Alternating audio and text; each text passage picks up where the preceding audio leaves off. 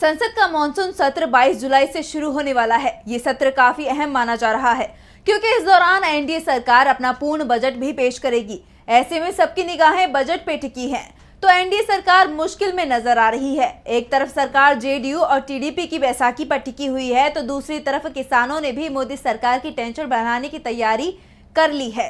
तो क्या है किसानों की मांग, देखिए रिपोर्ट। संसद के पहले सत्र में जबरदस्त बहस के बाद अब मॉनसून सत्र में भी सदन का पारा हाई होने की उम्मीदें जताई जा रही हैं।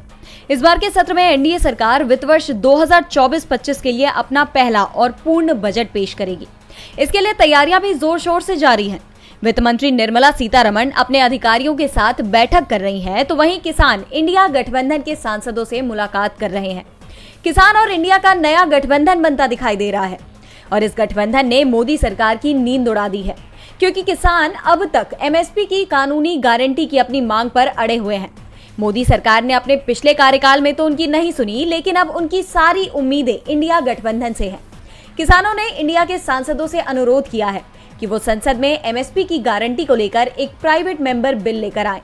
बता दें कि संसद में विपक्ष उन मुद्दों पर प्राइवेट बिल ला सकता है जिन्हें वो अहम मानता है, और अगर दोनों सदनों में वो बिल पास हो जाता है तो फिर सरकार उसे लागू भी करती है। अब तक 14 प्राइवेट मेंबर बिल कानून में तब्दील हो चुके हैं। ऐसे में किसानों ने विपक्षी सांसदों से संपर्क साधा है। विपक्ष पहले से ही किसानों के समर्थन में है। कांग्रेस ने अपने घोषणा पत्र में किसानों को एमएसपी की कानूनी गारंटी पहले स्थान पर रखी थी। किसानों का कहना है कि इस बार सरकार को अपने बजट में किसानों को एमएसपी की गारंटी देते हुए उनके कर्ज माफ करने की घोषणा करनी चाहिए, जिसके बाद अब एक बार फिर किसानों के मुद्दे पर सरकार घिरते हुए नजर आ रही है।